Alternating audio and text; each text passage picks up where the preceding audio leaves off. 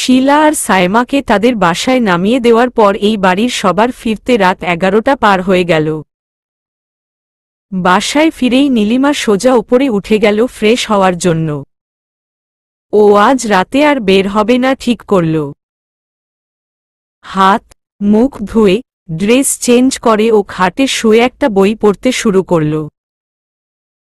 এরই মাঝে রিদিমাও চলে এসেছে। আজকে খুব মজা হলো তাই না রে আপি? এই আপি, তোর সাথে কথা বলছি তো। কি বইয়ের মাঝে ডুবে আছিস? শুনছি বল। তোর কি মেজাজ গরম? না। তাহলে কি শরীর খারাপ? মাথা ব্যথা এখনো আছে? রিদি, তোর ইন্টিরগেশন বন্ধ করবি? যা তো এখান থেকে। এই সময় নুহা ঢুকল রুমে। নীলিমা আপি, সৌভিক ভাইয়া তোমাকে ডাকছে। নীলিমা স্থির দৃষ্টি নিয়ে একবার চোখ উঠায়। আমি এখন পারবো না, আসতে বলে দে। আমার মাথা ব্যথা করছে। খিলখিলিয়ে উঠে নুহা। ভাইয়া জানে তুমি এই উত্তরই দিবা, তাই আমাকে বলতে বলছে যে মাথার ব্যথা সারানোর সব সরঞ্জাম সে করে রেখেছে। তোমার না আসার কোনো কারণ নাই। আর তুমি যদি না যাও তাহলে ভাইয়া বলেছে সেও দাঁড়িয়ে থাকবে সারা রাত। সো প্লিজ যাও। সে বাইরে তোমার জন্য ওয়েট করছে। আকাশ সমান বিরক্তি নিয়ে অগত্যা নীলিমাকে উঠতেই হল। কোনোমতে নিজের চুলটা আছড়ে শাল পেঁচিয়ে বের হল ও। বের হয়েই দেখে সিঁড়ির দোরগোড়ায় সৌভিক দাঁড়ানো। নীলিমাকে দেখে প্রাণবন্ত একটা হাসি দিল সৌভিক। তবে ও কাছে আসতেই নীলিমা ঝামটা মেরে বলল, কি বলবা জলদি বলো। সৌভিক ঠোঁট টিপে, মহল দেখা যাচ্ছে ভালোই গরম। আগে বলো মাথা ব্যথার কি অবস্থা? ব্যথা আছে। তুমি কেন ডাকছো সেটা আগে বলো। এখানে না, চলো ছাদে যাব। এই ঠান্ডায় আমি ছাদে যাব না। তোমার ঠান্ডা লাগবে না। এখন চলো। নীলিমা আরও কিছু বলতে যাচ্ছিল কিন্তু সৌভিকের পরে আর কোনো কথা না শুনে নিজের হাত দিয়ে নীলিমার মুখ চেপে ধরল আর চোখ বড় করে ওকে চুপচাপ ছাদে যেতে বলল। সৌভিক নীলিমার এত কাছে এসে পড়েছিল যে এই প্রথমবার ও খেয়াল করল সৌভিকের চোখের মণিতে হালকা খয়েরির ছোঁয়া আছে। মুহূর্তেই মোহে ডুবে নীলিমা। ছেলেটার চোখ এত সুন্দর, কই আজ পর্যন্ত তো নীলিমা খেয়াল করেনি। নীলিমা জলদি চোখ নামিয়ে ফেলল। সৌভিক তখনও তাড়া দিয়েই যাচ্ছে। তাই ওকে ছাদে উঠতেই হল। ছাদে যেয়ে নীলিমাকে রেখে সৌভিক যেন কোথায় গেল। 2 মিনিটের মাঝেই আবার ফিরে আসলো ও। হাতে একটা থার্মোফ্লাক্স আর 2টা মগ। তোমাকে বলেছিলাম না ঠান্ডা লাগবে না। এই দেখ কফি, আমার নিজের হাতের গোলানো ইনস্ট্যান্ট কফি। আর এই তোমার জন্য মাথা ব্যথার ঔষধ। 2টা প্রবলেমই সলভড। নীলিমার এই সব দেখে পুরো ব্যাপারটা মনে মনে খুব মজা লাগল। আর সৌভিকের ওর প্রতি এই কেয়ারটায় ওর মন আরও গলে গেল। কিন্তু চেহারা ও শক্তই রাখল। তুমি কি আমার সেবা করার জন্য এখানে নিয়ে এসেছ? সেটা তো আমার রুমে গিয়েও করতে পারতে। তা পারতাম। তবে যেটা নিয়ে কথা বলতে চাচ্ছি তা পারতাম না। কি বলবা তাড়াতাড়ি বলো। সৌভিক একবার গম্ভীরভাবে নীলিমার দিকে চোখ দেয়। আমি জানি আজকে র্যাডিসনে যাওয়ার সময় তোমার কোনো মাথা ধরেনি। তুমি মিথ্যা বলেছিলা। কিন্তু তোমার মিথ্যাটা কেন বলা লাগলো তা আমার জানা দরকার। ধক করে ওঠে নীলিমার বুক। এভাবে ধরা খাবে ভাবতেই নীলিমার মনে হচ্ছিল তখনই ওখান থেকে ও দৌড়ে পালিয়ে যাক। কিন্তু বাস্তবে এটা করা যাবে না। তাই চুপ করে রইল। কি নীলি বলো? কি বলবো? সৌভিক বুঝতে পারল এভাবে প্রশ্ন করে কোনো লাভ হবে না। তাই যা ও জানতে চায় তাই সরাসরি জিজ্ঞেস করল। আচ্ছা ওটা বাদ দাও, সাইমাকে নিয়ে কি তুমি আমার ওপর কোনো কারণে ক্ষেপে আছো? এবার নীলিমা একটা স্কোপ পেল কথাগুলা নিজের দিক থেকে ডাইভার্ট করার। ক্ষেপা বলবো না, কিন্তু তোমার ওপর আমি আপসেট এই ব্যাপারে। পলক ঝাপটায় সৌভিক। কিরকম?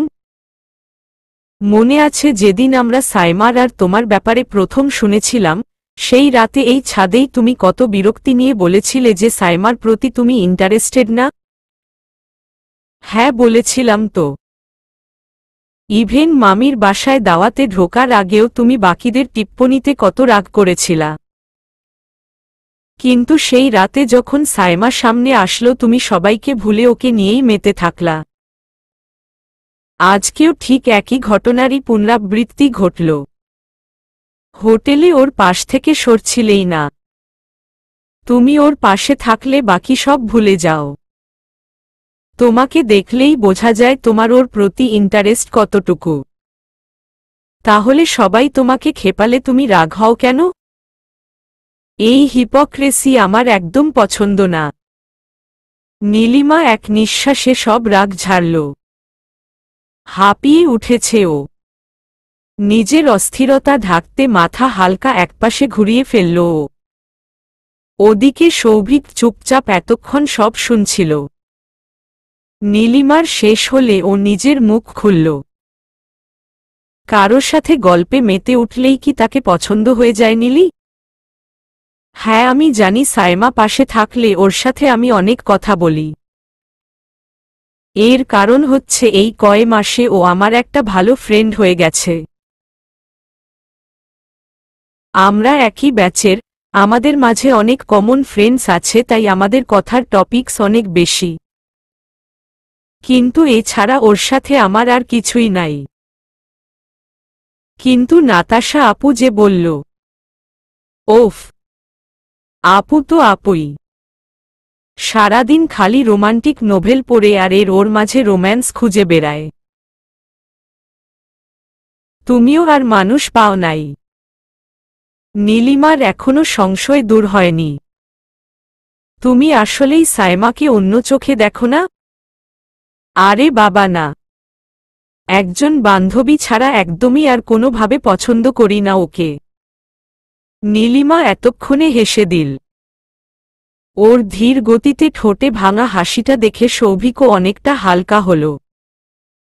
কণ্ঠে নমনীয়তা এনে নীলিমা বলল, সরি তোমার সাথে আজকে একটু বেশি রুড হয়ে গিয়েছিলাম। আমাকে বোঝানোর জন্য এত কষ্ট না করলেও পারতে। কাল সকালে কোনো একসময় বললেই হতো। না, হতো না। তুমি জানো আমি তোমার গোমরা মুখ একদম সহ্য করতে পারি না। আমার একটুও ভালো লাগে না। আর সাইমার ব্যাপারে তোমার ভুলটা ভাঙানোর দরকার ছিল কারণ তোমাকে আমি আমার কাজিনের থেকেও বেশি আমার বন্ধু মনে করি। তোমার কাছে কোনো ভুল ধারণা দিয়ে রাখতে আমার ইচ্ছা করছিল না। তাই এইসব করা। নীলিমার এই কথাগুলা শুনে মনটা নাচতে শুরু করল। সৌভিক ওর প্রতি এতটা কেয়ারফুল এটা ওর জানা ছিল না। এই নীলি, রাত আসলে অনেক হয়ে গেছে। আমাদের এখন শুয়ে পড়া উচিত। কালকে অনেক কাজ, আর কাল থেকে আমরা দুইজন কিন্তু আধা ঘন্টা বেশি প্র্যাকটিস করব। মনে আছে তো? নীলিমা শুধু হেসে মাথা নেড়ে দিল। ওর কিছু বলতে ইচ্ছে হচ্ছিল না। কিছু বললে যদি এই স্বপ্ন ভেঙে যায়। ছাদ থেকে নিজের রুমে এসে নীলিমা দেখল বাকিরা ঘুমিয়ে গেছে। কেউ যাতে না ডিস্টার্ব হয় তাই পা টিপে টিপে এসে ও কম্বলের ভেতর ঢুকে গেল। কিন্তু ঘুম চোখের আশপাশ দিয়েও এলো না। বরঞ্চ অনেক চিন্তাই মাথায় ঘুরপাক খেতে থাকল। আচ্ছা, সাইমাকে নিয়ে ওর আসলে সমস্যাটা কোথায়? ওই মেয়েটা তো কারো সাথে কোনো খারাপ বিহেভও করেনি। নীলিমার সাথেও যতটুকু কথা হয়েছে সেটাও ভালোই ছিল। আর সৌভিকের সাথে যদি সাইমার ভালো মেলামেশা থাকেও তাতে নীলিমার কি সমস্যা? ও কেন এত মাইন্ড করে? সৌভিককে নিয়েই বা নীলিমা কেন বেশি চিন্তা করছে? ওর যার খুশি তার সাথে ভাব জমাতে পারে, নীলিমা কিছু মনে করার কে? কোনো অধিকারে সে এইসব চিন্তা করছে? নীলিমার নিজের ওপর খুব রাগ হল। ভাগ্যি সেই প্রশ্নগুলা সৌভিক ওকে করেনি। করতেই তো পারত। তখন কি জবাব দিত ও? নিজেকে বোঝালো নীলিমা। এখনো সময় আছে, এই সব জিনিস একদম মাথা থেকে ঝেড়ে ফেলে দাও। স্বাভাবিক থাক, নয়তো অন্য কেউ কিছু বুঝতে পারলে বিচ্ছিরি ব্যাপার হয়ে যাবে। সকালে উঠেই আবারও নীলিমা নিজেকে বুঝিয়ে নিল। এখন থেকে একদম নর্মাল বিহেভ করতে হবে। সৌভিকের প্রতি যাই ফিল করছি তা ভুলতে হবে।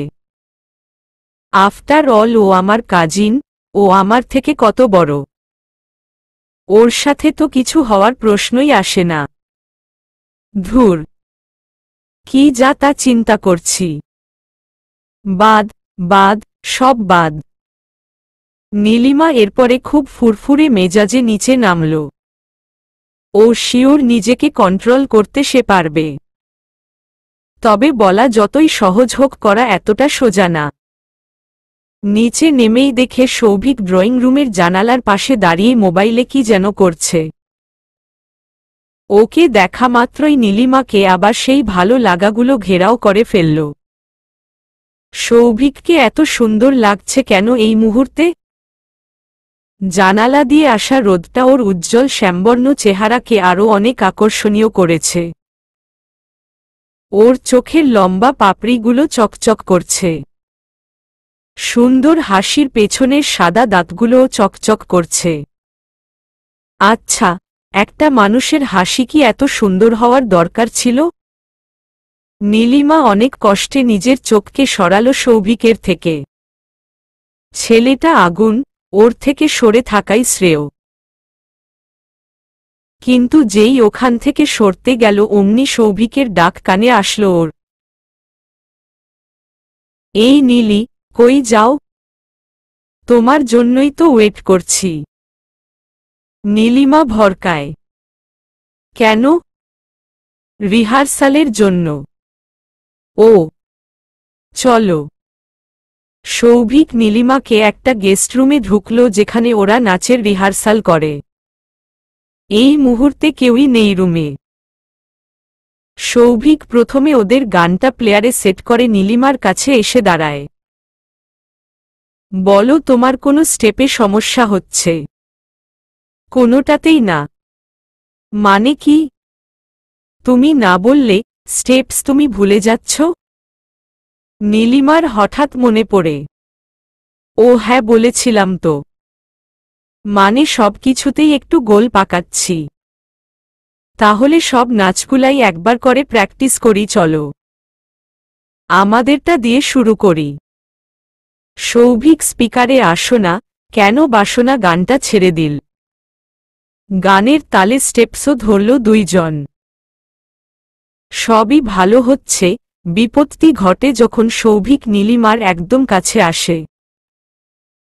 ওর হাতের পরশ যখনই নীলিমার হাতে বা কোমরে লাগছে, কেঁপে উঠছে মেয়েটা আর স্টেপ ভুল করছে।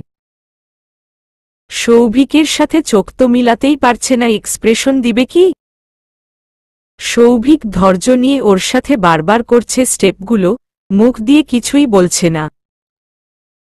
কিছুক্ষণ পর নীলিমার নিজের ওপরই অনেক বিরক্তি লাগল। এতটা উইক তো ও না। এইভাবে চললে তো কিছুক্ষণের মাঝেই ও সৌভিকের হাতে ধরা খাবে। তখন লজ্জায় আর নাচটাই করা হবে না। মামার বিয়ের মজাও শেষ। তাই জোর করে নিজের ইমোশনগুলা একদিক করে নীলিমা শুধু নাচের দিকে মনোযোগ দিল। মন দিয়ে নাচের ধাপগুলো করার চেষ্টা করল এবং কিছুটা কাজও হলো তাতে। স্টেপস ভুল হলো না তেমন। কিছুক্ষণ পর সৌভিক নিজেই বলল, বাহ নীলি, একদিনেই অনেক ইমপ্রুভ করেছ তুমি। আর সমস্যা হবে না মনে হচ্ছে। নীলিমাও মনে মনে খুশি হল। এরকম শক্ত থাকলে সৌভিককে নিয়ে ওকে আর চিন্তা করতে হবে না। সকালটা মোটামুটি নাচ প্র্যাকটিসেই কাটিয়ে দিল সব কাজিনরা। আর মাত্র 4 দিন বাকি হলুদের। তার ওপর হলুদের আগের দিন আবার মেয়েদের বাড়িতে মেহেন্দি সন্ধ্যা। সেই দিন কিছু ডালাও মেয়ের বাড়ি পাঠাতে হবে, তো নাচ প্র্যাকটিসের সময়টাই পাওয়া যাবে না। তাহলে হাতে আর আছে মাত্র 2 দিন। নাচের পর ওরা সবাই মিলে ড্রয়িং রুমে বসে ডালা সাজাচ্ছিল। এর মাঝে নীলিমার মেজ মামি এসে বসল। সৌভিক, আব্বা একটা কাজ করে দিবি? হ্যাঁ মামি, বলো না। একটু দর্জির কাছে যেতে হবে রে। কয়েকটা কাপড় হয়ে গেছে বানানো, ওগুলা এনে দে, নয়তো এত কাপড়ের মাপ দর্জি না শেষ পর্যন্ত সব হজবরল করে ফেলে। তা এনে দিতে পারবো, তবে দর্জির দোকান তো আমি চিনি না। নাতাশা মাঝপথে বলল। আলী দর্জি না? আমি চিনি তো। মিমি শপিং সেন্টারের 3 তলায় ওনার দোকান। আম্মু আর আমি ওখানেই সব কাপড় সেলাই। হ্যাঁ নাতাশা, তুই তো চিনিসই, তুইও সৌভিকের সাথে যা, মা, নিয়ে আয়। নাতাশা নীলিমার আর রিদিমার দিকে তাকালো। কি রে, যাবি নাকি? চল যাই একসাথে। রিদিমা উঠে দাঁড়ালো। আমি যাব, আমি যাব। হলুদের অর্নামেন্টস কেনা হয় নাই। আপি তুইও চল, তোরও তো কেনা বাকি। নীলিমাও সায় দিল। আচ্ছা চল। মিমিতে পৌঁছে আগে দর্জির কাজ সারল ওরা। এরপর পাশের কল্লোল মার্কেটের নিচতলায় ফুলের গয়নার অর্ডার দিল। সব মেয়েরা যেহেতু একই ধরনের ড্রেস পরছে, তাই সবার জন্য গহনাও একই নেয়া হলো। দোকানদার বলল আগামী দিন গয়না ডেলিভারি দিবে। দোকান থেকে বের হওয়ার সময় নিচে এক কোনায় একটা বালতির মধ্যে নীলিমা অনেকগুলো গোলাপ দেখল ফুটে আছে। প্রত্যেকটা ফুল এত লাল টকটকা সুন্দর হয়ে আছে যে নীলিমা দেখে আর লোভ সামলাতে পারল না। একসাথে অনেকগুলো উঠিয়ে নিতে গেল হাতে। আর অমনেই ঘটল বিপত্তি।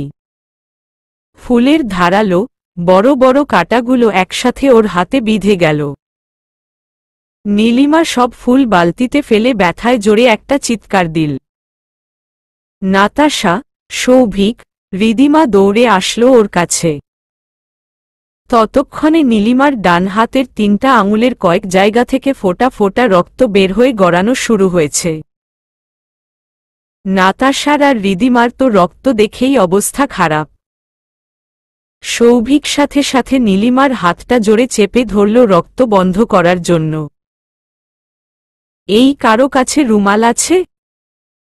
আর এই ভাই, আপনাদের দোকানে স্যাভলন বা ডেটল কিছু রাখেন? দোকানের লোকটা না বলায় সৌভিক শুধু পানি দিয়ে প্রথমে হাতটা ধুয়ে দিল নীলিমার। তারপর ভালো করে প্রত্যেকটা আঙুল চেক করল যে কোনো কাঁটা বিঁধে আছে কিনা। শেষে নাতাশার দেওয়া রুমাল দিয়ে 3টা আঙুল শক্ত করে বেঁধে দিল নীলিমার। এতক্ষণে কিছুটা ব্যথা কমল মেয়েটার, আর তার সাথেই শুরু হলো সৌভিকের চিৎকার। এই মিয়া, আপনাদের কি কোনো আক্কেল জ্ঞান নাই? এইভাবে কেউ কাঁটাসহ ফুল রাখে দোকানে? কাস্টমার ধরলেই তো অ্যাক্সিডেন্ট হবে। সার, এই ফুল মাত্র আইছে। অহনো কাইটা ওইগলারে সাইজ করতে পারি নাই, তাই কোনায় রাইখা দিছিলাম। ম্যাডাম যে ওইদিক যাইব তা তো বুঝি নাই। অহনি কাটাগুলা কাইটা ফেলমু সার। দোকানদারের কাচুমাচু করে বলা কথায় আর বিশেষ কান দিল না সৌভিক। ওর পুরো মনোযোগ এখনো টিকে আছে নীলিমার দিকে। মেয়েটার মলিন চেহারাই বুঝিয়ে দিচ্ছে ভালোই ব্যথা পেয়েছে ও। তবে এই মুহূর্তে সবচেয়ে বেশি রাগ নীলিমার ওপরেই উঠল সৌভিকের। তাই তো দোকানে কিছু না বললেও বের হয়ে নীলিমাকে একচোট বকল ও। তুমি মাঝে মাঝে এমন বোকার মতন কাজ করো কেন নীলি? গোলাপ ফুলে কত কাঁটা থাকে তুমি জানো না? তারপরেও এভাবে ধরে ফেললা? আসলে আমার গোলাপ খুব প্রিয়। প্রিয় বলে কোনো কিছু না চিন্তা করেই ধরে ফেলবা নাকি? আক্কেল জ্ঞান আসলে তোমার নাই বুঝছো? জানো কোনো কাঁটা ভেতরে গেঁথে গেলে তোমার হাতের কি অবস্থা হইতো? আমার গোলাপ খুব প্রিয়, যত সব ন্যাকার কথা আর কাজ। রাস্তার মধ্যে সৌভিক ওকে এত বকছে দেখে নীলিমার ভীষণ খারাপ লাগল। আশপাশ দিয়ে যেই হেঁটে যাচ্ছে সেই তাকাচ্ছে। চোখে পানি চলে আসছিল, তাও সেটা সামলালো অনেক কষ্টেও। এটা ঢাকা থাকলে কখন নীলিমা ওখানে সবাইকে রেখে একাই বাসায় চলে আসত, কিন্তু চট্টগ্রামের রাস্তা তো সে একেবারেই চেনে না।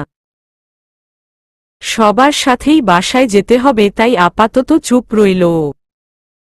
সৌভিকের মাথা এখনো গরম আছে। নাতাশা গিয়ে ওর সাথে কথা বলে মনে হয় ওকে একটু শান্ত করতে পেরেছে। কিছুক্ষণ পর সৌভিক গাড়ি বের করল আর সবাই উঠে বাসার দিকে রওনা দিল। সারা রাস্তা নীলিমা কারো সাথে কোনো কথা বলল না। সৌভিকও চুপচাপ ড্রাইভ করে বাসায় নিয়ে আসলো ওদের। নীলিমা গাড়ি থেকে নেমেই কোনো দিকে না তাকিয়ে সোজা ওপরে নিজের রুমে ঢুকে দরজা লাগিয়ে দিল। আর তারপর ভেঙে পড়ল কান্নায়। ওকে সৌভিক ন্যাকা বলল? ওর বলে কোনো আক্কেল জ্ঞান নেই?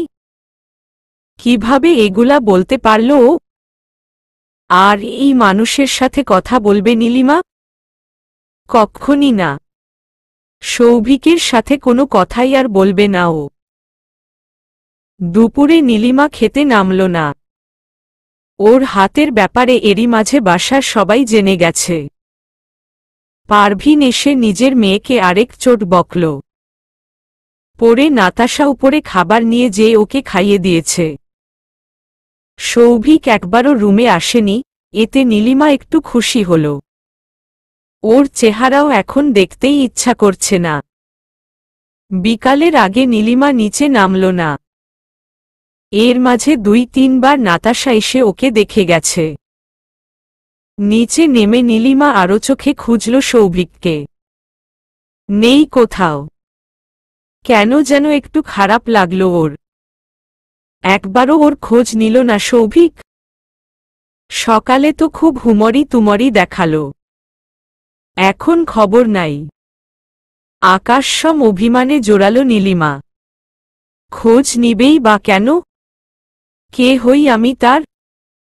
কাজিনী তো শুধু। আমার জন্য এক্সট্রা কেয়ার থাকার তো কোনো কারণ নেই। রাগ দেখানোর ইচ্ছা হয়েছিল, ছোট মানুষ দেখে রাগ দেখিয়েছে, ব্যাস আর কি। নুহা আর রায়সা সামনের সোফায় বসেছিল, ওদের কাছে গেল নীলিমা। সবাই কই রে? কারা কই? আরে এই যে নাতাশা আপু, রিদিমা।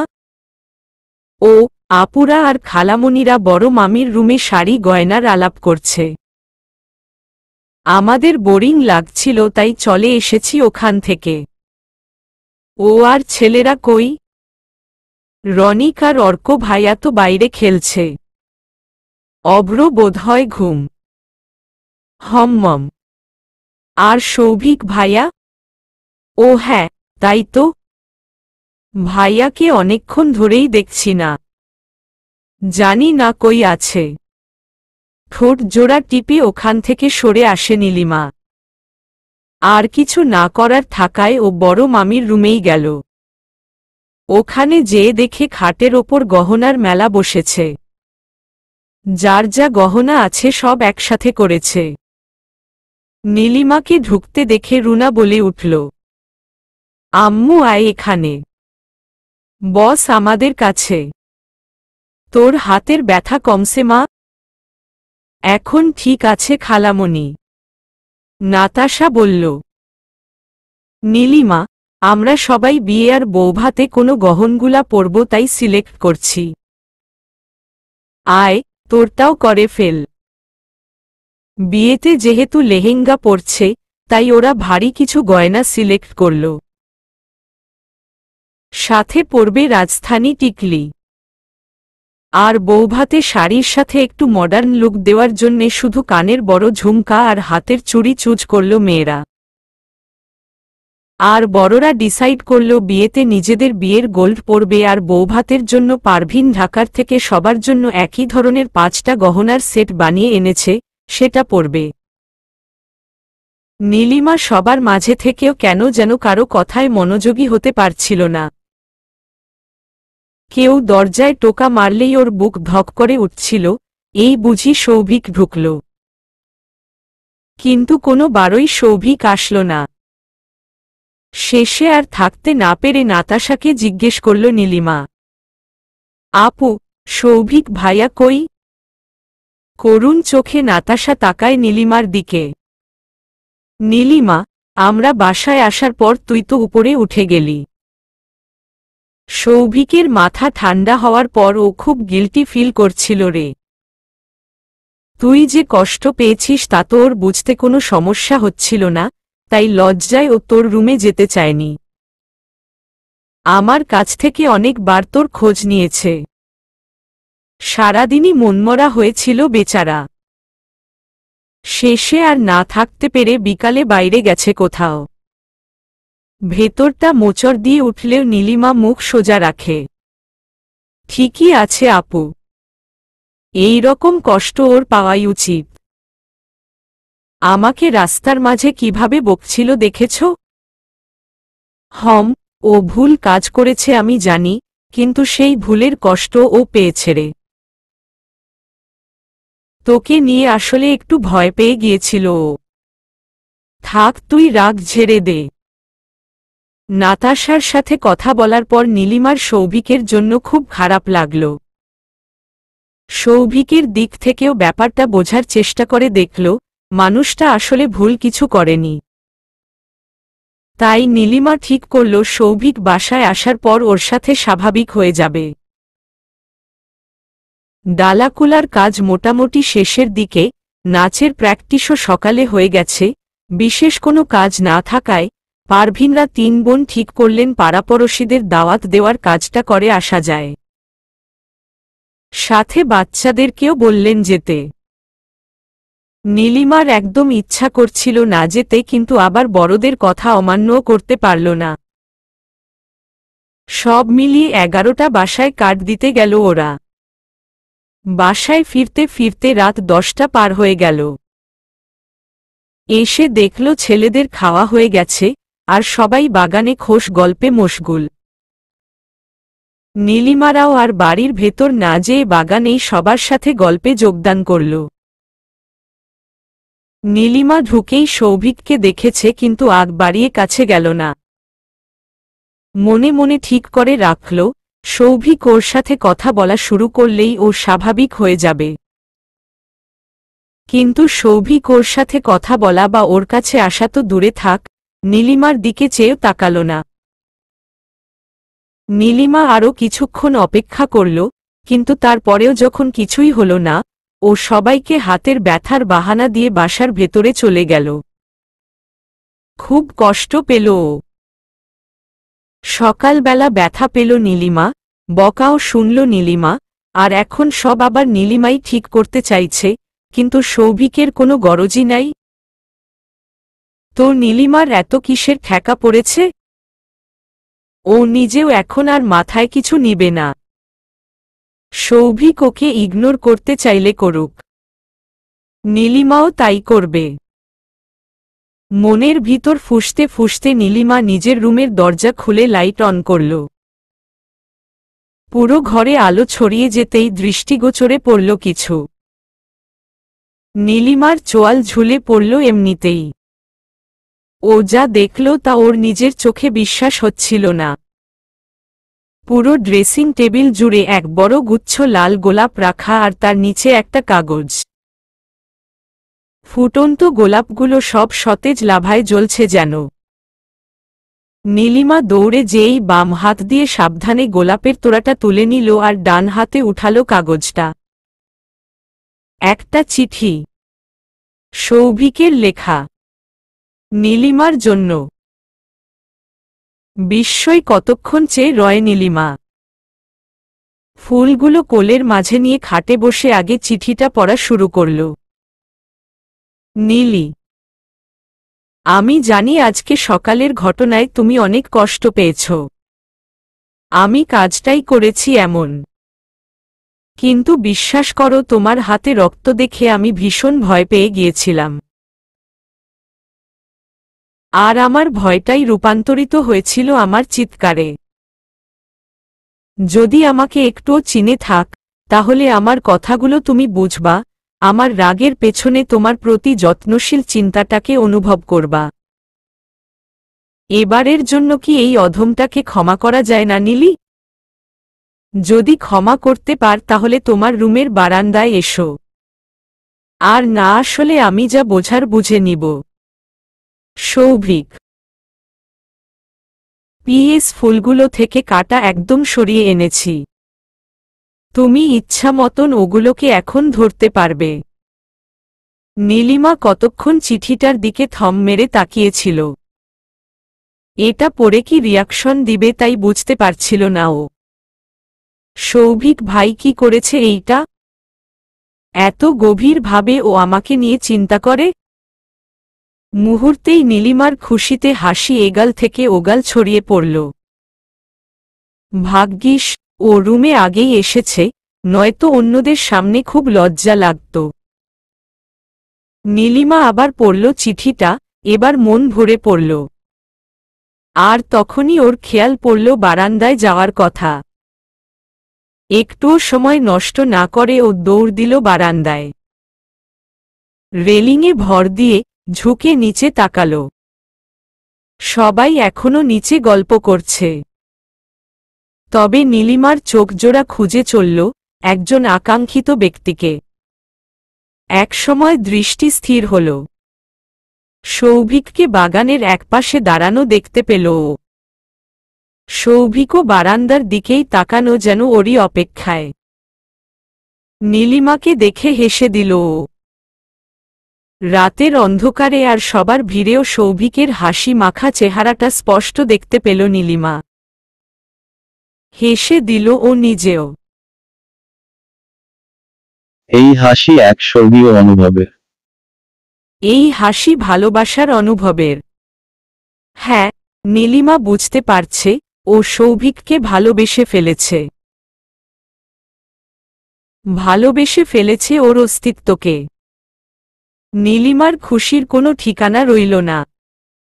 হঠাৎ এই প্রেমের অনুভূতি এক অজানা লজ্জায় ডুবিয়ে দিল ওকে। সৌভিকের দিকে বেশিক্ষণ তাকাতে পারল না ও। তাই বারান্দা থেকে ভেতরে চলে এলো। খাট থেকে উঠিয়ে যত্ন সহকারে আবার ফুলগুলো হাতে নিল ও। নিজের গালের সাথে পাপড়িগুলো ছোঁয়াল। এমন মনে হচ্ছিল যেন সৌভিকই ওকে ছুঁয়েছে। চিন্তাটা মাথায় আসতেই লজ্জায় চোখ বন্ধ হয়ে গেল ওর। কিছুক্ষণ পর যখন চোখ খুলল, নিজেকে আয়নার মাঝে দেখতে পেল ও। ওর ফর্সা মুখটা লজ্জায় লাল হয়ে গেছে। চোখ নামিয়ে ফেলল ও। হঠাৎ সিঁড়িতে আওয়াজ শুনতে পেয়ে নীলিমা ঝটপট ফুলগুলো পর্দার পেছনে লুকিয়ে ফেলল। ও কাউকে এই ফুলগুলো দেখাতে চায় না এখন। কারোর সাথে এখনই কিছু শেয়ার করতে চায় না। নিজের এই অনুভূতিটা আপাতত নিজের মাঝেই থাকুক। রিদিমা আর নুহা রুমে ঢুকে দেখে নীলিমা ওয়াশরুমে যাচ্ছে। কি আপি, তুমি এখনো ফ্রেশ হও নাই? এতক্ষণ কি করলা তাহলে? একটু শুয়েছিলাম। নীলিমা মিথ্যা বলল। ও, খাবার খাওয়ার জন্য আম্মুরা ওয়েট করছে, চলো। কিছুক্ষণ পর ওরা তিনজন নিচে নামল। নীলিমা সিঁড়ির দোরগোড়ায় সৌভিকের দেখা পেল, ছোট মামার সাথে কথা বলছে। ওকে সেই সময় নীলিমার এত সুন্দর লাগছিল যে বলে বোঝাতে পারবে না। হঠাৎ সৌভিক এইদিকে তাকাতেই নীলিমা ঝটপট ওর চোখ সরিয়ে ফেলল। এইদিকে নুহা আর রিদিমা ওকে ঠেলেই চলেছে খাওয়ার টেবিলে যাওয়ার জন্য। খাওয়া খেতে অনেক দেরি হয়ে যাওয়াতে শেষ করেই সবাই নিজ নিজ রুমে শোয়ার প্রস্তুতি নিল। মেয়েরা ড্রয়িং রুমের সামনে দাঁড়িয়ে গল্প করছিল, ঠিক তখনই সৌভিক কাছে আসল। নীলিমা ওকে দেখেই একটা হার্টবিট মিস করল, কিন্তু চেহারায় কিছু বোঝাল না। সবাই শুতে যাওয়ার সময় নীলিমাও আগে আগে চলে গেল, যাতে সৌভিক পেছনে থেকে কোনোভাবে ওকে ডাকতে না পারে, কারণ ও জানে সৌভিকের সাথে ও স্বাভাবিক হতে পারবে না এই মুহূর্তে। শুধু যাওয়ার সময় একবার পেছনে ফিরে ওকে লুকিয়ে দেখে নিল নীলিমা। পরের দিন খুব ভোরে খাট ছাড়ল নীলিমা। সারা রাত ওর তেমন ঘুম হয়নি। সৌভিককে নিয়ে হাজারো চিন্তা আর স্বপ্ন ওকে ঘিরে রেখেছিল পুরো সময়টা। সূর্য ওঠার কিছুক্ষণ পর ও নিচে নামল। এখনও কেউ ওঠেনি মনে হচ্ছে। নানির রুমে যেয়ে দেখে উনি কোরআন শরীফ পড়ছেন। তাকে আর ডিস্টার্ব করল না নীলিমা। ওখান থেকে বের হয়ে সোজা বাগানের সেই আম গাছের নিচে চলে এলো ও। গাছটা ছুঁয়ে কিছুক্ষণ দাঁড়িয়ে রইল। ছোটবেলায় সৌভিক আর নীলিমা বাদে অন্য কেউ এই গাছটার কাছে আসত না। নাতাশা বরাবরই গাছে ওঠা পছন্দ করে নাই। আর একবার ছোট মামা এই গাছের নামে একটা ভূতের গল্প শুনিয়েছিলেন। সেই ভয় সবাই কাট। একমাত্র সৌভিক মামাকে চ্যালেঞ্জ করেছিল যে ও ভয় পায় না, ও ওখানে যাবেই। সাথে কে যাবে জিজ্ঞেস করাই নীলিমাই হাত উঠিয়েছিল। হয়তোবা তখন থেকেই সৌভিকের প্রতি এক গভীর আস্থা জন্মেছিল ওর। আর তাই এই গাছ সেই সময় থেকে শুধুই সৌভিক আর নীলিমার হয়ে যায়। গাছটাকে ছুঁয়ে আমাদের ছোটবেলা মনে করছো নীলি? নীলিমা চমকে পেছনে তাকাল। সৌভিক কখন এসে ওর পেছনে দাঁড়িয়েছে ও বলতেও পারবে না। ভিতর থেকে হাত পা কাঁপা শুরু করল ওর। তাও স্বাভাবিক হওয়ার চেষ্টা করল ও। তুমি এত তাড়াতাড়ি উঠে গিয়েছ যে? জিজ্ঞেস করল নীলিমা। উঠেছি আরও অনেক আগেই, তোমাকে সিঁড়ি দিয়ে নিচে নামতে দেখলাম, তারপর এখানে আসতে দেখে আমিও পিছে পিছে আসলাম। ও নীলি, কালকের জন্য আমি আসলেই অনেক সরি। এভাবে তোমাকে বকাটা আমার একদম ঠিক হয়নি। It's okay. কালকে কিভাবে তোমাকে মানাবো বুঝতে পারছিলাম না। পরে ফুল কিনে নিয়ে আসছি। এসে দেখি তুমি বাসায় নেই। তোমার রুমে রেখে আসলাম ফুলগুলো, তবে ভয় ছিলাম তুমি তারপরেও আমাকে মাফ করবে কিনা। নীলিমা মাথা নিচু করে একটা লাজুক হাসি পড়ে রইল। কি উত্তর দিবে তা ওর মাথায় আসছিল না। বাসার ভিতর থেকে অনেকের উঠে যাওয়ার আওয়াজ ওকে বাঁচিয়ে দিল। সবাই মনে হয় উঠে গেছে। আমাদের ভিতরে যাওয়া উচিত। হ্যাঁ চলো। ভেতরে এসে দেখল নাস্তা টেবিলে দেওয়া হচ্ছে। নীলিমা মামিদের সাহায্য করতে গেল আর সৌভিককে মেঝো মামা ডেকে নিলেন। সৌভিক, শোন, আব্বা তোর ঘাড়ে কয়েকটা বড় দায়িত্ব দিব। বলো মামা। বিয়ের দিন সকালে আমার গাড়িটা নিয়ে যেতে হবে সাজানোর জন্য। আসাদ ফুলের লোকের সাথে কথা বলে রাখসে, কিন্তু তোরা হলি আজকের জেনারেশনের ছেলে। তোদের চয়েস এইসব ক্ষেত্রে অনেক ভালো। গাড়িটা তুই আর অর্ক নিয়ে যাবি আর ভালো ডিজাইন বোঝায় আসবি। এই গেল এক। দ্বিতীয় হলো বাসর ঘরটা সাজানোর দায়িত্ব তোদের। ওই একই দোকান থেকে লোক আসবে। তুই একটা কাজ করতে পারিস। আজকে বরঞ্চ দোকানটায় একবার যে ডিজাইনটা ফাইনাল করে দিয়ে আয়, কি বলিস? পারবি না? আরে মামা, এটা কোনো ব্যাপার? আমি কিছুক্ষণ পরেই বের হচ্ছি, তুমি চিন্তা করো না। নীলিমারা সবাই ডালা সাজাতে বসেছিল যখন সৌভিক এসে বলল ওর আর অর্কের ফুলের কাজে বের হতে হচ্ছে। নাতাশা মনে করে সৌভিককে আগের দিনের অর্ডার দেওয়া ফুলের গহনাও আনতে বলে দিল। সৌভিক চলে যাওয়াতে নীলিমার অনেক খারাপ লাগছিল, ওর সাথে খুব যেতে ইচ্ছা করছিল, কিন্তু সামনাসামনি কিছু বলল না। ওরা সেজো মামির আত্মীয়দের ডালা সাজাচ্ছিল। নাতাশা একটা সালোয়ার কামিজ নীলিমা, রিদিমাকে দেখালো। দেখ, এটা সাইমার জন্য কেনা হয়েছে। বড় ফুপ্পি, আম্মু আর মেঝো চাচি মিলে সবকিছুর শপিং করেছেন। সুন্দর হইছে না? ভাইয়া আর আমিও গিয়েছিলাম সাথে। ভাইয়া আর আমারও এই ড্রেসটা পছন্দ হয়েছে। আম্মু তো এইটার গার কালারটা নিচ্ছিল, আমরাই বললাম এটা নিতে। এটাই সাইমা আপুকে মানাবে, তাই না? নুহা বলল। ও, তো সৌভিক ভাইয়া বলছে। তা তো বলবেই, আফটার অল সাইমা আপু বলে কথা। তাকে তো ভাইয়ার চোখে স্পেশালি লাগে। নীলিমা হঠাৎ রেগে গেল। চুপ কর রিদি, কি বলছি সেগুলা? সৌভিক ভাই সাইমাকে মোটেও ওভাবে পছন্দ করে না। বলছে তোমাকে নীলিমা আপি। দেখো নাই কিভাবে ওরা দুইজন একে ওপরের দিকে তাকায়, কথা বলে অ্যাশই ফাঁসপাশে আর কেউ নাই। আমরা শিওর ওরা একে অপরকে পছন্দ করে। কি বলিস নুহা? আমারও তো তাই মনে হয়। ভাইয়া ইদানিং খুব হাসিখুশি থাকে, আমাকে বকা পর্যন্ত দেয় না। শুনছি প্রেমে পড়লে নাকি এটা হয়।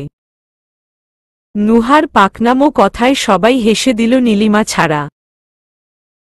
ওর কথাগুলো এত বেশি বিরক্ত লাগছিল যে একটা অজুহাত দেখিয়ে ওখান থেকে চলে গেল।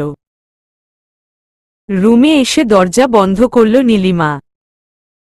পর্দার পেছনে থেকে ফুলের গোছাটা বের করল ও। গতকাল পানি দিতে পারে নাই, আজও না। ঠান্ডা আর পানির অভাবে ফুলগুলো মূর্ছে গেছে।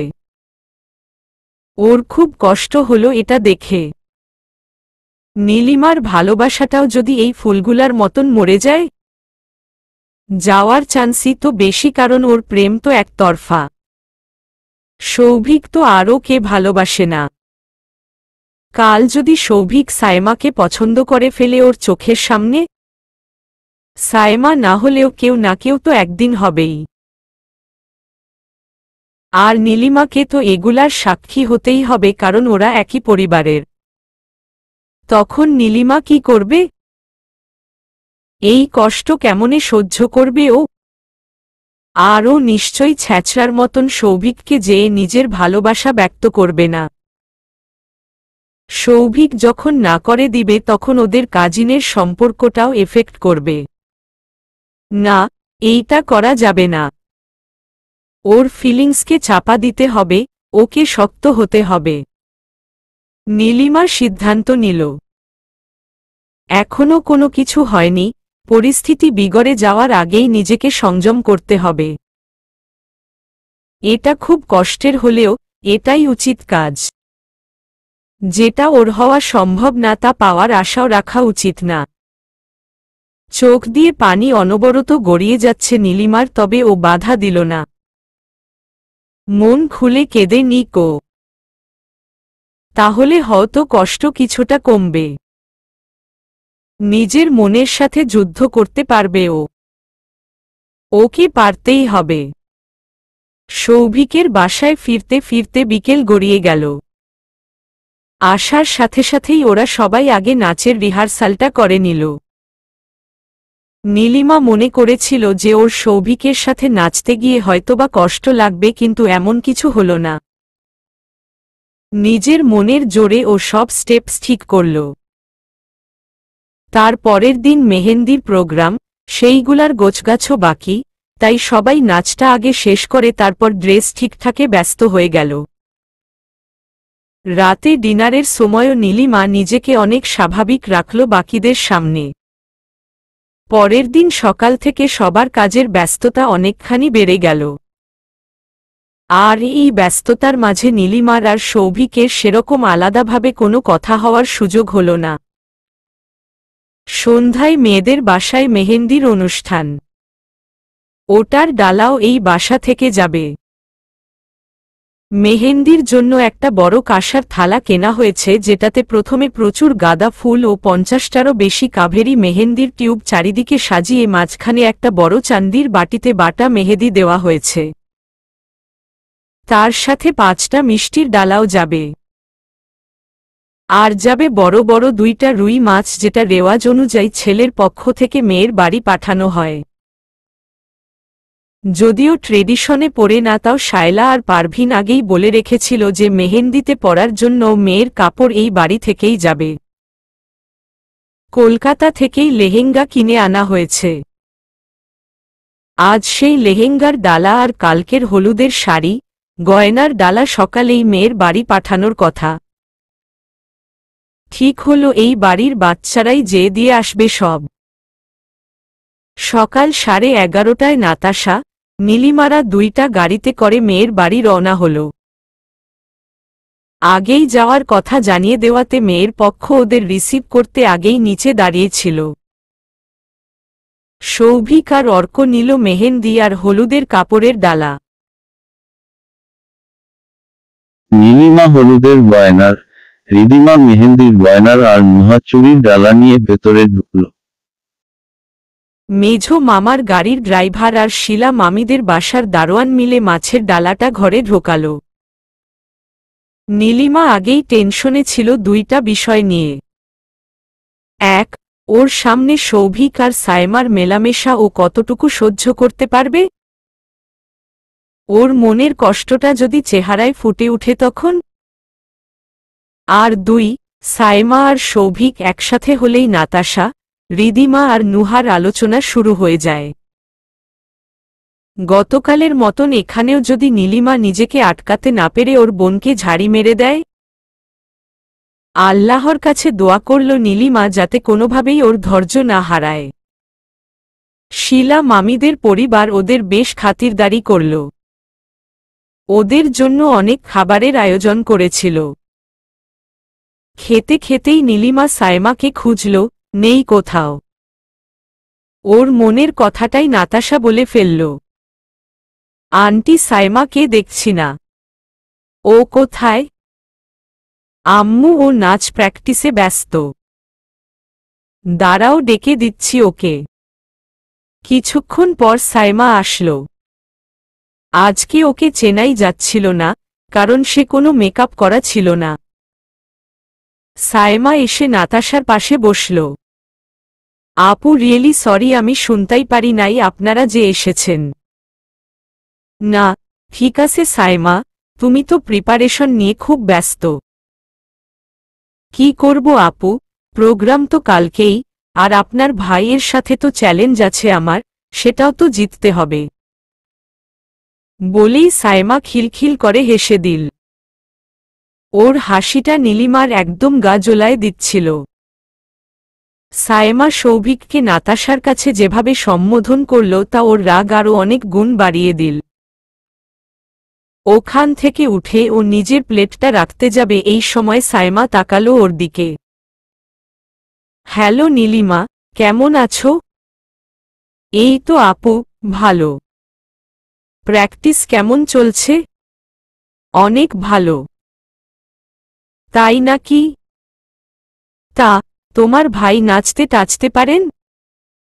নীলিমা খুব ঠান্ডা একটা দৃষ্টি দিয়ে সায়মার দিকে তাকাল। সৌভিক ভাইয়া অসম্ভব ভালো নাচেন। আমি তো ওনার সাথেই পেয়ার। আমাদের কেমিস্ট্রি সেই লেভেলের সুন্দর। Hope you will enjoy it. আর আপু, যেহেতু আমরা আত্মীয়, সো টেকনিক্যালি সৌভিক ভাইয়া শুধু আমার না, আপনারও ভাই হয়। সো আপনি কিন্তু ডিরেক্টলি ওনাকে ভাইয়া অথবা সৌভিক ডাকতে পারেন। আচ্ছা আমি একটু আসছি, মামি ডাকছেন। আজকে সন্ধ্যায় দেখা হবে। এই বলে একটা ইতি টানার হাসি দিয়ে নীলিমা ওখান থেকে সরে পড়ল। ওর খুব শান্তি লাগছিল সাইমাকে কথা শুনিয়ে। পুরো সময়টায় মামির ভাইদের সাথে কথা বলার কারণে সৌভিকের সাইমার সাথে বেশি একটা কথা হল না। নীলিমা এটাতে মনে মনে খুশি হল। বিদায়ের সময় শুধু সাইমা এসে সৌভিকের কাছে কিছু একটা বলে গেল, বাকিরা শুনতে পারল না। এই সৌভিক, সাইমা তোকে কি বলল রে? বলল, আজকে রাতে কি নাকি সারপ্রাইজ আছে আমাদের জন্য। খুব নাকি মজা হবে এই সব। বাসায় ফেরার পথে রিদিমা, নাতাশা আর নীলিমাকে উদ্দেশ্য করে বলল, দেখছ নাতাশা আপু, সাইমা আপু সৌভিক ভাইয়াকে তোমার সামনে কি ডাকল? আপনার ভাইয়ে সিফ সে আমাদের ভাবি। হা হা হা। হমম শুনলাম তো। আমি তো আগেই বুঝছি যে ও সৌভিককে পছন্দ করে। তবে সৌভিকের তরফ থেকে কি আছে তা জানি না। তবে তুই সাইমাকে ভালো শুনিয়েছিস Nilima. I like it. Nilima শুধু একটা হাসি দিয়ে বাকিটা পথ চুপচাপ রইল। সন্ধ্যায় সবাই একটু আগে ভাগে নাস্তা করেই যে যার মতন রেডি হতে চলে গেল। ঠিক রাত ৯টায় সবাই জড়ো হল বাড়ির সামনে।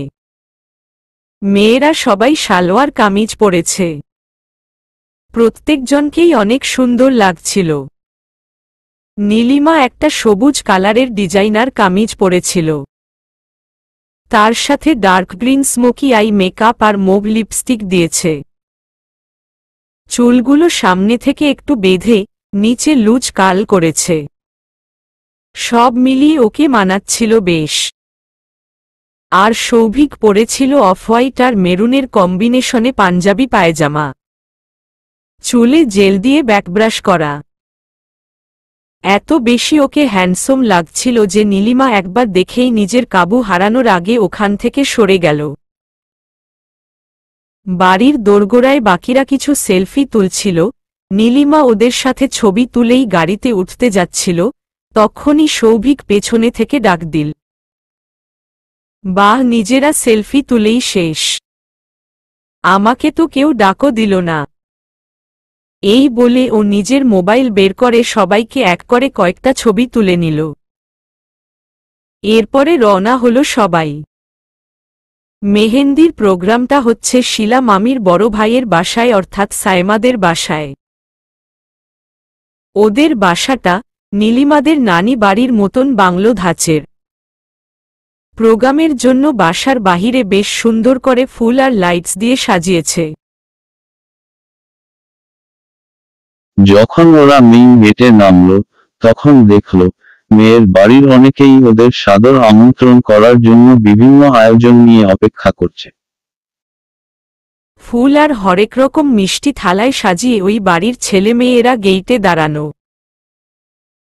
নীলিমার মা, খালারা আর মামিরা যখন ঢুকছিল তখন শিলা মামির বোন আর ভাবিরা এগিয়ে আসলো মিষ্টিমুখ করাতে। আজ তো আপা কোনো ছাড় নাই, কোনো ডায়াবেটিস মানব না, মিষ্টি তো খেতেই হবে। শিলা মামির বড় বোন শায়লাকে বললেন, আজকে আসলেই কোনো বাধা মানার নাই আপা, আমাদের লক্ষ্মী বউয়ের মেহেদি সন্ধ্যা বলে কথা। হা হা হা। নীলিমার বাবা, মামা, খালুদেরও আরেকদিকে খাতিরদারি চলতে লাগল। বিআই সাহেব আজ কিন্তু অনেক রাত পর্যন্ত আড্ডা জমবে। অবশ্যই অবশ্যই বিআই সাব, আজকে তো কেবল শুরু, নেক্সট কয়দিন আমরা শুধু ফুর্তি করব। কি বলেন? নীলিমাদেরকেও ও বাড়ির বাচ্চারা আমন্ত্রণ জানাল। নাতাশার পর সৌভিক যখন ভেতরে ঢুকছিল, সাইমা এগিয়ে আসলো মিষ্টি নিয়ে। Welcome again to my house. বেআইনরা একে অপরকে মিষ্টিমুখ করছে, এই ক্যাটাগরিতে তো মনে হয় আমরা দুইজনও পড়ি, তাই না? এখান থেকে কোনো মিষ্টিটা আপনার পছন্দ বলুন, সেটাই খাওয়াব। সৌভিকের ঠিক পেছনেই ছিল নীলিমা। সাইমার হাতে সৌভিকের মিষ্টি খাওয়া দেখে ওর মুখ শক্ত হয়ে গেল, কিন্তু কিছু করার রইল না। আর সৌভিক যখন পাল্টা সাইমাকে মিষ্টি খাওয়াচ্ছিল তখন হিংসায় নীলিমার চোখমুখ লাল হয়ে গেল। তারপরও চুপচাপ একটা নকল হাসি দিয়ে দাঁড়িয়ে রইল ও আর দোয়া করতে থাকল ওর ধৈর্য যাতে না হারায়। লুকোচুরি প্রেম 12। বাহিরের মতন সাইমাদের বাসার ভেতরটাও বেশ সুন্দর করে সাজানো হয়েছে প্রোগ্রামের জন্য। সুবিশাল ড্রয়িং রুমের সব আসবাব সরিয়ে দুই ধার ধরে আরবদের ডিজাইনে নিচে বসার ব্যবস্থা করা হয়েছে। আর রুমের একদম মাথায় মেয়ের বসার জন্য একটু উঁচু করে স্টেজের মতন বানানো হয়েছে। এক কোণায় ছোট একটা লাইভ ব্যান্ডও রয়েছে। চারদিকের নানা ডেকোরেশন দেখে নীলিমা মনে মনে সাইমাদের রুচির প্রশংসা করল। ওরা যে যার মতন বসে যাওয়ার কিছুক্ষণ পরে শিলা মামিকে উপর থেকে নিয়ে আসা হল। মামিকে এত সুন্দর লাগছিল যে সবাই একসাথে মাশাআল্লাহ বলে উঠল। বউয়ের জন্য খাসভাবে একজন মেহেন্দির আর্টিস্ট আনা হয়েছে, আর বাকিদের জন্য পার্লার থেকে 6 জন মেয়ে এসেছে মেহেন্দি লাগাতে। আর দেরি না করে অনুষ্ঠান শুরু করা হল। প্রথমে নীলিমার বড় মামি বউয়ের হাতে ছোট্ট করে একটা ফুল এঁকে দিলেন। তারপর মেহেন্দি আর্টিস্ট নিজের কাজ শুরু করল। যেহেতু সবাই মেহেন্দি লাগাবে তাই খাওয়ার পর্বটা আগে শেষ করাই উচিত মনে করল সবাই। খাওয়া শেষে সবাই বসে যাওয়ার পরে সাইমা আর তানিয়া মাঝখানে এসে দাঁড়াল। শ্রদ্ধেয় আন্টি, আঙ্কেলরা আর আদরের ভাইয়া আপুরা, আজ আমরা সবাই একত্রিত হয়েছি আমার ছোট ফুপ্পির মেহেদি সন্ধ্যায়। আপনাদের সবাইকে স্বাগতম। আজকের প্রোগ্রামটা আমরা সাজিয়েছি আপনাদেরকে ভরপুর আনন্দ দেওয়ার উদ্দেশ্য নিয়ে। নাচ, গান, গল্প তো থাকবেই, তার সাথে আছে একটা মজার গেম। জি হ্যাঁ, আজকের গেম আমরা দুই পক্ষ মিলে খেলব। এখন আমাদের ছোট্ট তানিয়া আপনাদের গেমটা বুঝিয়ে দিবে। থ্যাংক ইউ সাইমা আপু। তো আজকের গেমটার নাম হচ্ছে বেআইনের মেহেদি উৎসব। এখানে মেয়ের পক্ষের বেআইরা ছেলে পক্ষের বেআইনদের আর ছেলে পক্ষের বেআইরা মেয়ের পক্ষের বেআইনদের হাতে মেহেদি লাগাবেন। যেই জুটির মেহেদি সবচেয়ে সুন্দর হবে সে হবে আমাদের জুরি নাম্বার 1। খেলাটা শুনে দুই পক্ষের বড়দের মাঝে বেশ অনেকক্ষণ খুব হাসাহাসি আর ঠাট্টা হল। কে কার হাতে লাগাবে তা নিয়ে ওনারা মজা করলেন। শেষমেশ জুটি বাঁধা হলে খেলাটা শুরু হল। এরই মাঝে সাইমা এসে সৌভিকের পাশে বসল। এই যে বিআই সাহেব, গেমটা কিন্তু আমাদের ছোটদের জন্য প্রযোজ্য। হমম বিআইন সাহেবা, আপনি না আসলে আমিই আসতাম আপনার কাছে। মেহেদি তো কখন থেকেই হাতে নিয়ে বসে আছি, শুধু সুন্দর একটা হাতের কমতি ছিল। সাইমা কথাগুলো শুনে বেশ লজ্জা পেল। সাথে সাথেই সে হাত আগিয়ে দিল সৌভিকের দিকে। সৌভিকও সাইমার হাত ধরে শুরু করল আঁকা। নীলিমারা সবাই পাশেই বসে সব শুনছিল। সৌভিকের হাতে সাইমার হাত আর সাইমার মুখের লাজুক হাসি নীলিমার কলিজা পুড়িয়ে দিচ্ছিল। নিজেকে খুব অসহায় লাগছিল ওর। তখনই ওখানে সাইমার মা দুইজন মেহেদি লাগানোর মেয়েকে নিয়ে আসল। নাতাশা, নীলিমা, রিদিমা, নুহা, তোমরা সবাই ওদের কাছ থেকে মেহেদি লাগিয়ে নাও মা। হাত ভরে লাগাবা কিন্তু। বাকিরা ঝটপট লাগাতে বসলেও নীলিমার মন কোনোভাবেই চাচ্ছিল না মেহেদি লাগাতে। সৌভিক আর সাইমার দিকে চেয়ে থাকল ও। বুঝতে পারছিল সৌভিকের ব্যাপারটা নিয়ে মন শক্ত করা অনেক বেশি কঠিন। আর এই কষ্টগুলোর কারণেই ও হয়তোবা মামার বিয়েটা একদম মজা করতে পারবে না। এই নীলিমা, মেহেদি লাগাচ্ছিস না কেন? হাত দে। নাতাশার কথায় ঘোর ভাঙল ওর। ডান হাতটা বাড়িয়ে দিল ও। শুধু এই হাতেই লাগিয়ে দিন। মেয়েটাকে বলল, কেন আরেক হাতে লাগাবি না? না আপু, দুই হাত একসাথে বন্ধ করতে চাচ্ছি না। বাম হাতে তো আমি যে কোনো সময় নিজেই লাগাতে পারব। ও শুধু ডান হাত লাগিয়ে দিক। এক পর্যায়ে খেলা শেষ হল। বড়দের এক একজনের হাতের ডিজাইন দেখে সবাই হেসে কুটিকুটি হয়ে যাচ্ছিল। শুধুমাত্র মেঝো মামির হাতেরটা একটু জাতের ছিল, যেটা শিলা মামির মেঝো ভাই করেছিলেন, তাই তাদেরকেই আজকে জুরি নাম্বার 1 ঘোষণা করা হল। নীলিমা দেখল সাইমার খুব মন খারাপ হয়ে গেছে, কারণ সে আর সৌভিক জুরি নাম্বার 1 হতে পারেনি। হবে কিভাবে? যেই টিউব দিয়ে সৌভিক লাগাচ্ছিল সেটায় বাতাস ঢুকে যাওয়াতে মেহেদি বের হচ্ছিল না ঠিকভাবে। তাই ডিসাইন হয়েই নাই বলতে গেলে। যা হয়েছে তাও খুব বিচ্ছিরি। নীলিমা এই বিষয়টায় খুব খুশি হল। আর আগের মতন মন মরা হয়ে রইল না ও। খেলার পর শুরু হলো গান। যেই ব্যান্ড এনেছিল তারা খুব সুন্দর সুন্দর কয়েকটা গান করল। গানের এক পর্যায়ে নীলিমার বড় মামা, শিলা মামির বড় ভাইকে বললেন, বিআই সাহেব, গানের ব্যাপারে আমাদের সৌভিক আব্বুটা কিন্তু মাস্টার। খুব ভালো গিটার বাজায় ও। ওর গান শুনলে আপনাদের খুব ভালো লাগবে। একদম মাতিয়ে দেয় ও পরিবেশকে। যেই বলা সেই কাজ। সবাই উঠে পড়ে লেগে গেল সৌভিককে রিকোয়েস্ট করতে। সৌভিক রাজি হয়ে যাওয়ায় ওকে ব্যান্ডের একটা গিটার এনে দেওয়া হলো। কোনো গানটা গাবে এটা চিন্তা করতে দেখে ওকে নাতাশা বলল, সৌভিক, তোর গলায় সব গানই মানায়, একটা গেয়ে ফেল। সৌভিক নাতাশার কথা শুনতে গিয়ে পাশে বসা নীলিমার দিকে তাকাল। নীলিমা ওর চোখে শুধু একটা ঝিলিক দেখল বোধহয়। তারপরই গান ধরল সৌভিক। তোমার নামের রদ্দুরে আমি ডুবেছি সমুদ্রে, জানি না যাব কত দূরে এখনো। আমার পোড়া কপালে আর আমার সন্ধে সকালে তুমি কেন এলে জানি না এখনো। ফন্দি আটে মন পালাবার, বন্দি আছে কাছে সে তোমার। যদি সত্যি জানতে চাও, তোমাকে চাই তোমাকে চাই। যদি মিথ্যে মানতে চাও, তোমাকেই চাই।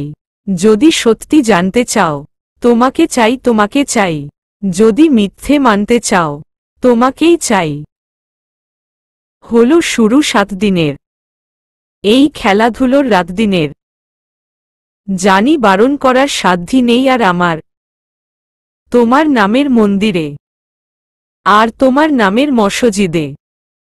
আমি কথা দিয়ে এসেছি বারবার, বিন্দু থেকে সিন্ধু হয়ে যাও। তুমি ইচ্ছেমতো আমাকে সাজাও। যদি সত্যি জানতে চাও, তোমাকে চাই তোমাকে চাই। যদি মিথ্যে মানতে চাও, তোমাকেই চাই। যদি সত্যি জানতে চাও, তোমাকে চাই তোমাকে চাই। যদি মিথ্যে মানতে চাও, তোমাকেই চাই। সৌভিকের গানে একটা মন্ত্রমুগ্ধকর পরিবেশের সৃষ্টি হয়ে গিয়েছিল। নীলিমা এক নাগারে শুধু সৌভিককেই দেখে যাচ্ছিল। গানের সময় ওর প্রতিটা এক্সপ্রেশন, গলার টান, আঙ্গুলের তাল যা গিটারের ওপর ছড়াচ্ছিল সব খুব সূক্ষ্মভাবে খেয়াল করেছে নীলিমা। এই মানুষটার এক একটা কাজ ওকে আরো সৌভিকের দিকে টেনে নিচ্ছে। নীলিমা যতই চেষ্টা করছে ওর মায়াজাল থেকে বের হতে পারছে না। সৌভিক গানের সময় একবারও এই দিকে তাকায়নি। তাই নীলিমা ওকে খুব ভালো করে দেখে নিল। গানটা শেষ হওয়ার পর যখন সারা রুম তালির আওয়াজে ভেসে গেল, তখন নীলিমা চোখ নামাল।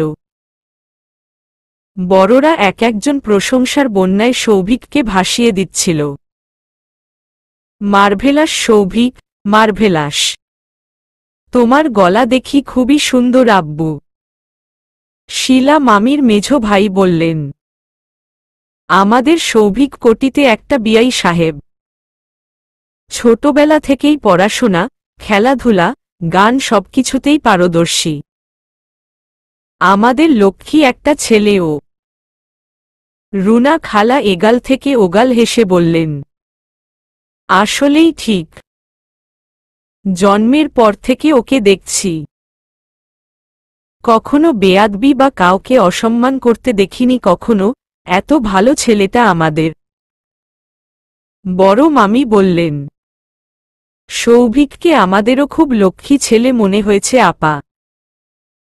ও অনেক শাইন করবে। শায়লা আপা, আপনি কিন্তু খুব লাকি একটা মা। সায়মার আম্মু বললেন। দোয়া করবেন আমার ছেলেটার জন্যে ভাবি। শায়লা জবাব দিলেন। বড়দের মাঝে যখন এই সব কথা হচ্ছে, সৌভিক ততক্ষণে নাতাশার পাশে এসে বসেছে। তনয় আর অর্ক এসে সৌভিকের সামনে বসল। সৌভিক ভাই, পুরাই অস্থির পারফরমেন্স ছিল। আপনার কাছে এসে আমার গিটার শিখতে হবে। মাস্ট। অফকোর্স তনয়। তবে এখন শিখতে চাইলে এই মাসের মধ্যেই তোমাকে আসতে হবে। আর তা না হলে তোমাকে কানাডায় যেয়ে শিখতে হবে। সবার হাসাহাসিতে সায়মাও যোগ দিল। ওয়াও, আর কি কি গুণ লুকিয়ে রেখেছেন আপনি বলুন তো? এত সুন্দর করে গিটার বাজান, এত সুন্দর গান গেতে পারেন। এসব করলে তো অনেক মেয়েই ফিদা হয়ে যাবে। অনেক মেয়ের দরকার নেই, মিস সায়মা। স্পেশাল একজন হলেই হলো। কি বলো আপু? সৌভিক পাশে বসা নাতাশার দিকে তাকিয়ে জিজ্ঞেস করল। হোম ঠিক বলছিস। নাতাশার পাশে বসা নীলিমার তখন মাত্র মেহেদি লাগানো শেষ হয়েছে। সায়মা মেহেদি দেখতে চাইল। বাহ নীলিমা, খুব সুন্দর ডিজাইন করেছে তোমার হাতে। আরেক হাতে লাগাবা না? না, এক হাতেই ঠিক আছে। সৌভিক সব শুনছিল তখন কিছুই বলল না। কিছুক্ষণ পর যখন সবাই গল্পে ব্যস্ত হয়ে গেল তখন ও নীলিমার কাছে আসল। কি ব্যাপার, এক হাতে লাগালা যে? এমনই। মানে? আরেক হাতে লাগাতে ইচ্ছা করছিল না এতক্ষণ ধরে। ধৈর্যে কুলায় না। তাহলে দাও, আমি লাগিয়ে দেই। ঝটপট করে দিব। এই বলে সৌভিক নীলিমার বাম হাত ধরতে গেল।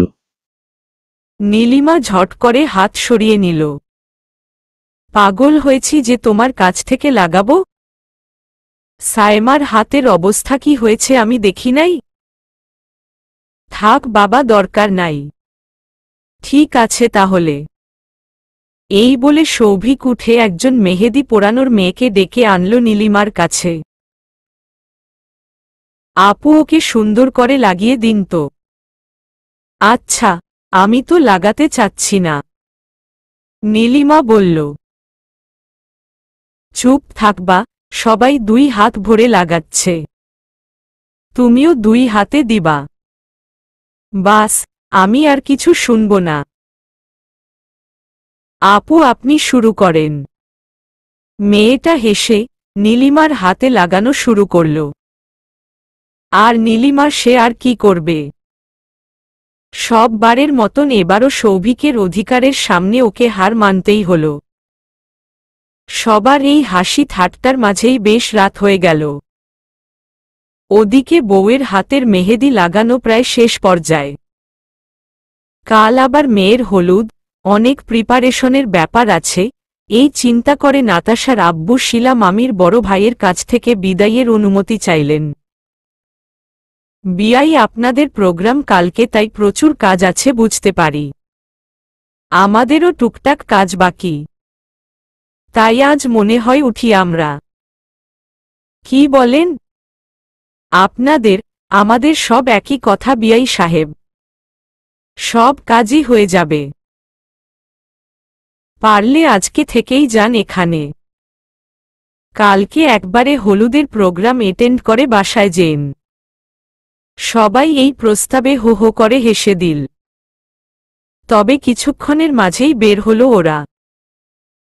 সাইমা আর সৌভিক এক কোনায় দাঁড়িয়ে সেই কথা শুরু করেছে, সেটা আর শেষ হচ্ছিল না। ছোট মামা ডাকাতে ও এক্সকিউজ মি বলে গাড়ি বের করতে চলে গেল। মেয়ের বাড়ি থেকে বাসায় ফিরতে ওদের রাত 2টা পার হয়ে যাওয়ায় বড় মামা আর বড় খালু সবাইকে নির্দেশ দিলেন সবাই যাতে নিজ নিজ রুমে গিয়ে ঘুমিয়ে পড়ে। কাল সকাল থেকেই অনেক কাজ, তাই যতটুকু রেস্ট নেওয়া যায় ততই ভালো। নীলিমাদের নানি আজকের প্রোগ্রামটাতে যাননি, তাই ওনার খাবার আর ঘুমের খোঁজ খবর নিতে বড় মামি আর পারভিন গেলেন। বাকিরা যে যার রুমে শুতে চলে গেল। চলবে।